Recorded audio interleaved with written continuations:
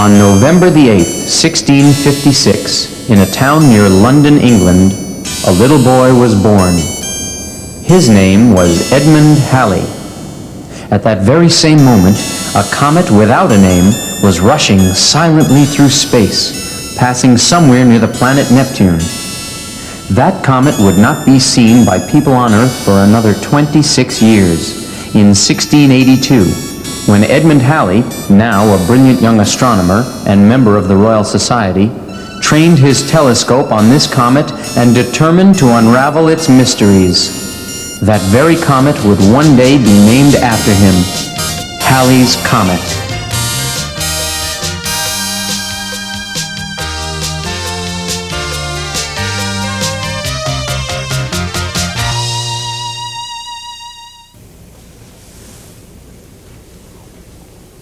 Oh, hi. I'm Paul Tripp. I've been doing quite a bit of homework on Halley and his miracle in the sky. And I'd like to share what I've learned with you. Halley's close encounter with his comet in 1682 inspired him to dedicate 23 years of his life to the study of its wonders.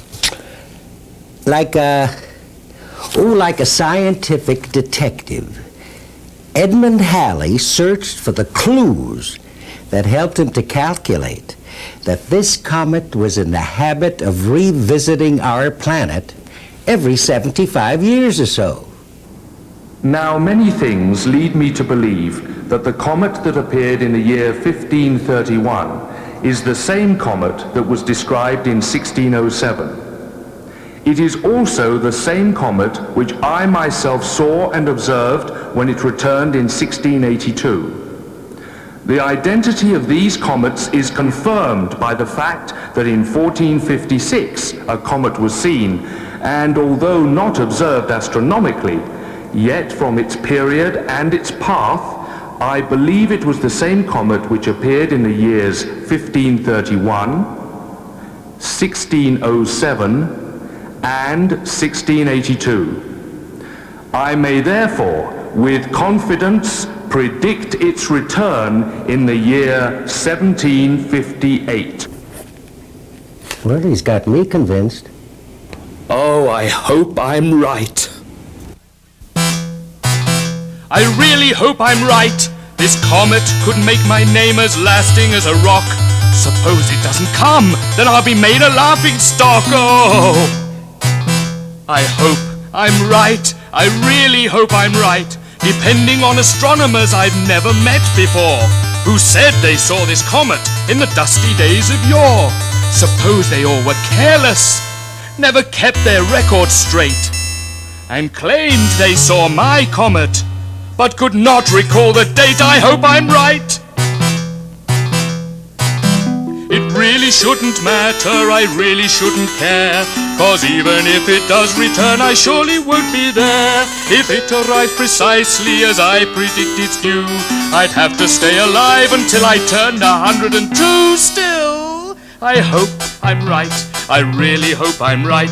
To be thought of every evening when the stars come out at night, recalled with so mysterious and wonderful a sight, to be cheered when Halley's comet streaks across the sky so bright.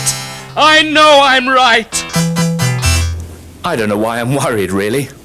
Well, we do. We live in an age when scientific miracles happen every day. But Halley lived in an age when astronomy was not an exact science. Astronomers were still arguing about whether the Earth moved round the sun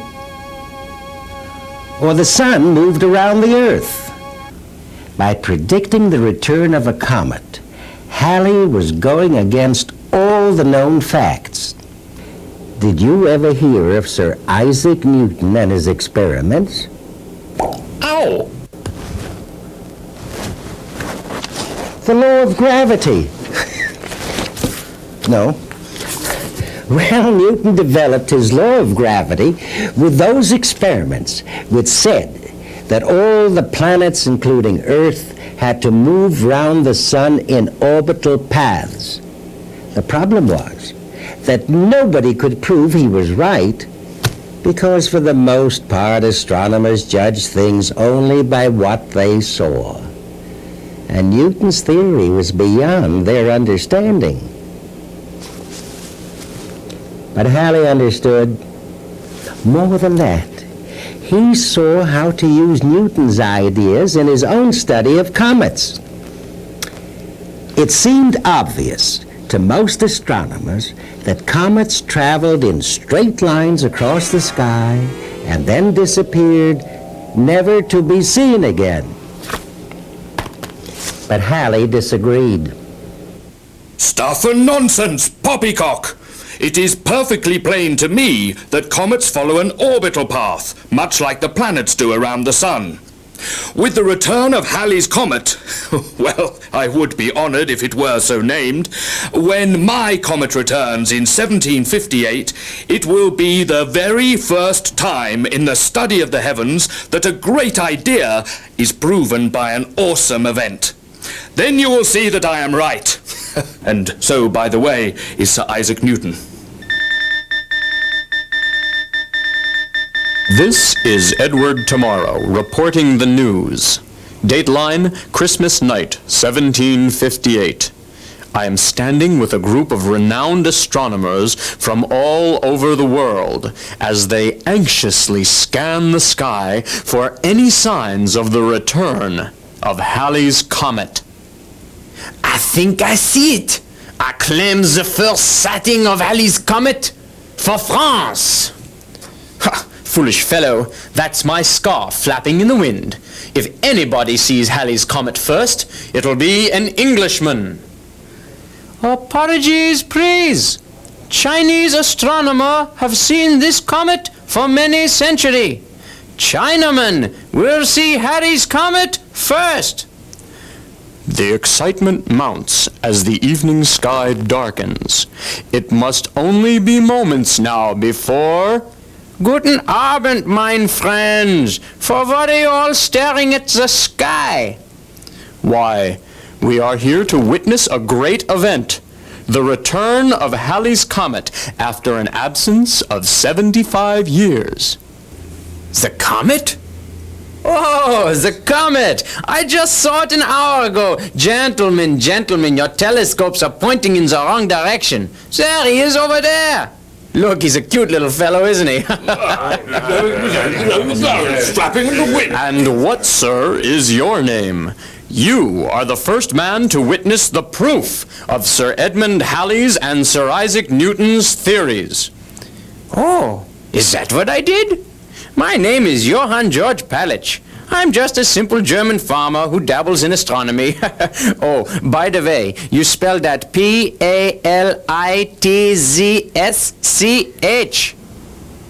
And remember, ladies and gentlemen, you were there.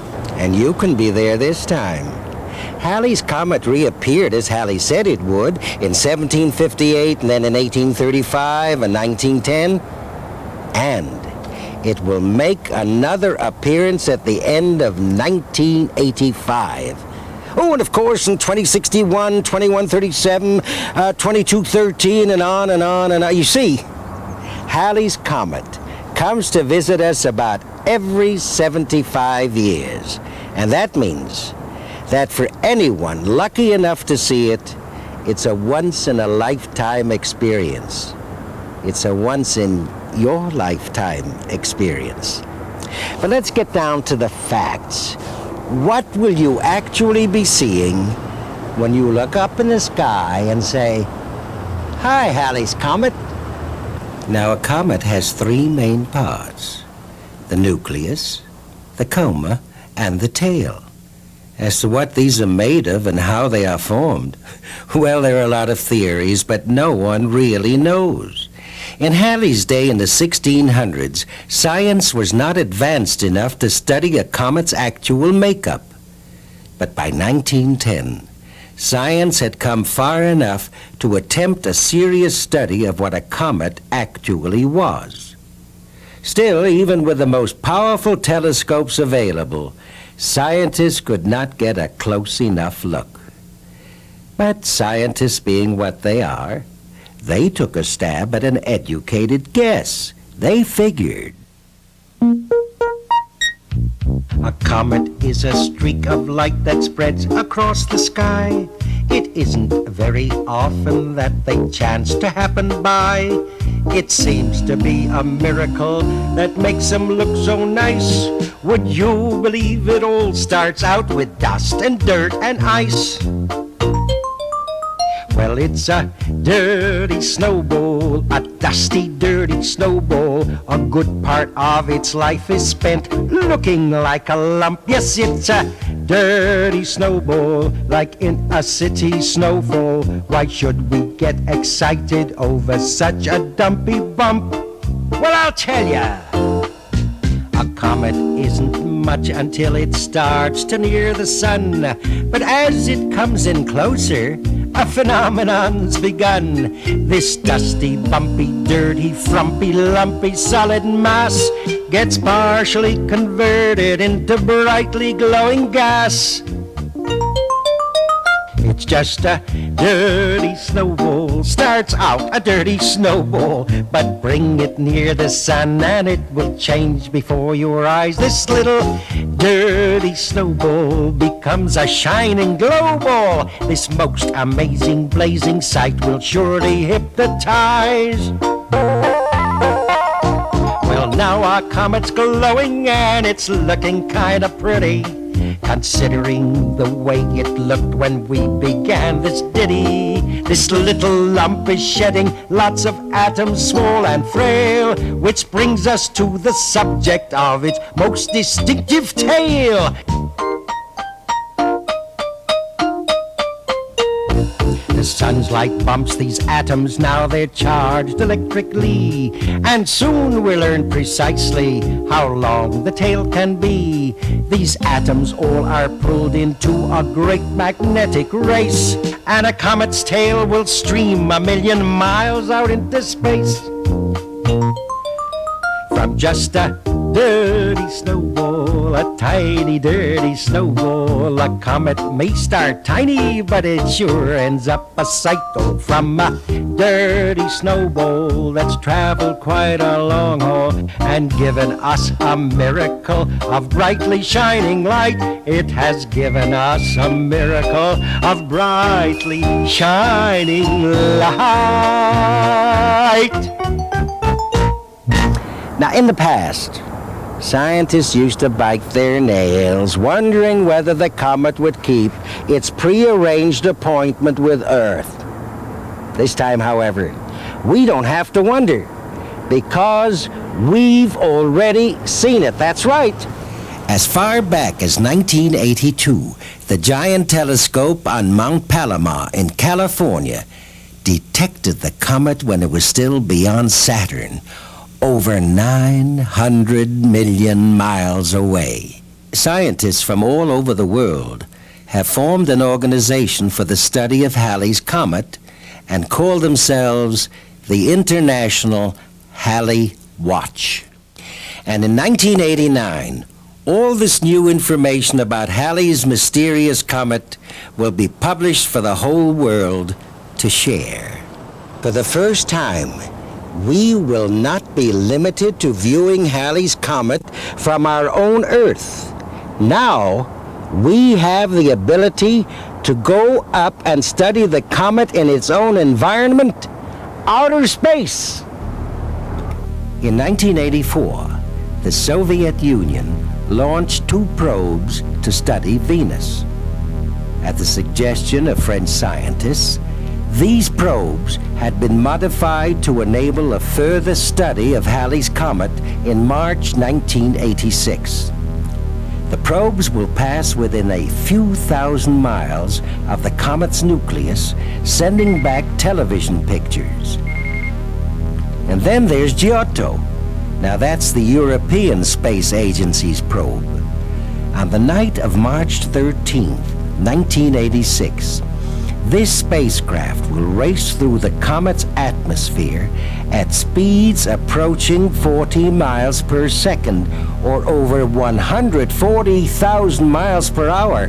And believe it or not, Giotto will pass within only 300 miles of the nucleus, probably committing suicide in the process. Scientists will only have 10 minutes to retrieve pictures from such a fantastically close range before the probe is blown apart by the crashing storm of cometary dust. Japan will make its first interplanetary space shot with a probe of its own. It's called Planet A. Japan's probe will pass 60,000 miles from Halley's Comet. And while it won't be quite as close as Giotto, it's not bad for a first try, is it? The United States will be making its own contribution to the study of Halley's Comet. Part of that contribution will consist of a team of scientists that will be working closely with their European colleagues on the Giotto project.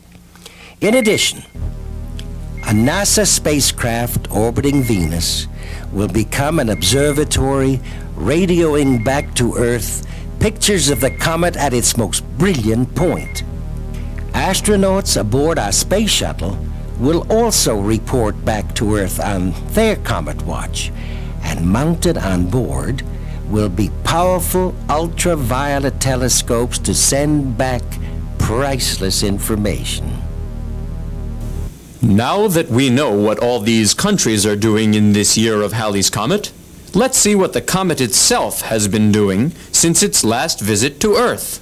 Well, when it left Earth in the spring of 1910, spinning away on its elliptical orbit into the darkest recesses of the solar system, Halley's Comet made a journey of 3 billion miles, which took 38 years before it reached its farthest point from the Sun. That's the point that scientists call the aphelion. Halley's Comet reached that point in 1948. Oh, way before most of you were born. The comet turned its aphelion and headed back towards us, and on November 27th, 1985, it passes within 58 million miles of us. 58 million miles? Don't worry, we'll be able to see it. But can you imagine how far that is? Let's see. 5 and 5, carry the 1. Oh, wow. If you got on a jumbo jet tomorrow morning, you'd have to fly continuously for 11 years to get that far. Next, the comet will circle the Sun, making its closest approach to the Sun, the point that scientists call the perihelion, on February 9th, 1986. When the comet goes past the Earth again on April 11th, 1986, it will be putting on its greatest show. Now, actually on its way back to aphelion, the comet will pass only 39 million miles from us. Now, during that brief period that Halley's Comet visits the Earth, you'll want to know exactly where to look up in the sky to see it. Well, that depends on what part of the world you're looking from. Let's take as an example 2 kids I know named John and Sally. They're both very excited that they're going to see Halley's Comet, but they live thousands of miles apart, and that will affect the way they will view the comet. First, let's visit John, who lives in New York City. That means, of course, that John is in the northern hemisphere. He has been making his preparations. I'll need a pair of binoculars or a telescope to help me view Halley's Comet. They don't have to be very powerful, but they will make the comet much easier to see. I told John that viewing the sky from outside the city will be better, because there's less glare from city lights. Okay then, I'll ask my parents to take me out into the countryside for my comet watch. All right, let's see what John will be seeing. Starting in early December 1985, just after sunset, Halley's Comet will be seen as a smudgy disk with a shore tail very close to the western horizon. And during the next couple of months, the comet will steadily grow brighter and brighter, and its tail will grow longer and longer. And as the tail grows longer, there's a very interesting fact for John to remember. The tail of the comet always points away from the sun. That means that after perihelion, when it is moving away from the sun, the comet's tail actually flows ahead of it. You see, in the airless vacuum of space, where there is no wind, the sun sends out streams of particles which act like a wind, blowing past the comet's nucleus and pushing its tail ahead of it as it travels away from the sun. Well, imagine that. On February 6th, 1986, the comet disappears from the night sky as it circles around behind the sun. It reaches perihelion on February 9th and reappears in the dawn sky just above the eastern horizon on February 24th. I sure hope you're getting all this. Anyway, it continues to appear in the morning sky until early April, when it puts on its best and brightest show. That's what John will see. Now Sally, who, incidentally, is proud that her name rhymes with Hallie, has a much easier time of it. She lives on an Australian sheep farm. And Halley's Comet will be considerably more visible in the skies of the southern hemisphere where she is. The comet will follow much the same schedule in the southern hemisphere as in the northern. But Sally will have one major advantage. While John must carefully search the horizon to see the comet, Sally has only to look up, and there it will be, high in the sky. People are often frightened by what they don't understand, and throughout history, they just didn't understand the unpredicted arrival of Halley's Comet. And because of that, any disaster or major event around the time of the comet's return was blamed on it. You want a few examples? Okay. In 373, the Huns attacked the Ostrogoths. Strange, but no matter. But blame it on Halley's Comet. In 451, Attila the Hun invaded Gaul. Blame Halley's Comet. In 1066, William the Conqueror invaded England and defeated Harold, the Saxon king, at the Battle of Hastings. William, who won, considered the comet to be good luck. Harold, who lost, didn't. Naturally. William was so thrilled with the comet that he had his wife Matilda include a picture of it in the famous Bayeux Tapestry, which was embroidered as a huge illustration of his victory. Now, in 1222, Genghis Khan and his Mongol hordes swept through southern Europe, massacring millions of people. Blame it on Halley's Comet. Oh, I tell you, that poor old comet always took the rap. Sometimes, though, it wasn't seen in such a bad light at all. In fact, some scholars believe that the Star of Bethlehem, which guided the wise men to the little manger where Jesus was born, was that very same Halley's Comet. 1835, that was a pretty good year for the comet. One of America's greatest writers, Mark Twain, was born. And here is an interesting coincidence. When Halley's Comet returned again in 1910, 75 years later, Mark Twain lay dying. And he gleefully remarked, "The comet and I are two unaccountable freaks. We came in together and we must go out together. Oh, I am looking forward to that." On April 20th, 1910, the day after perihelion, Mark Twain got his dying wish. While Halley's Comet has earned a special place in our history, it is only one of numberless comets. It was Edmund Halley's earliest studies of other comets that prepared him for the great discoveries he would make when the comet that bears his name appeared in 1682. Halley's enormous gift to us was his ability to use Newton's mathematical genius to predict the return of the comet. His discoveries gave us a dependable messenger from outer space that will continue to fascinate and teach us. And so it will be for a very long time. Hello, Halley's Comet. So long, Halley's Comet. Oh, and thank you for the new information. And please come back, Halley's Comet. About 75 years from now? Okay, it's a date. A once-in-a-lifetime feeling, it's something I can't explain.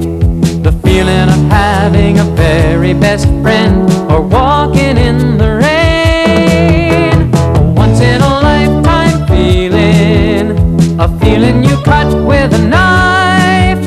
The things that you do just once in your lifetime are with you for all of your life. Remember that first day of springtime, your feet didn't touch the ground. The sky was a once-in-a-lifetime color and filled with a musical sound.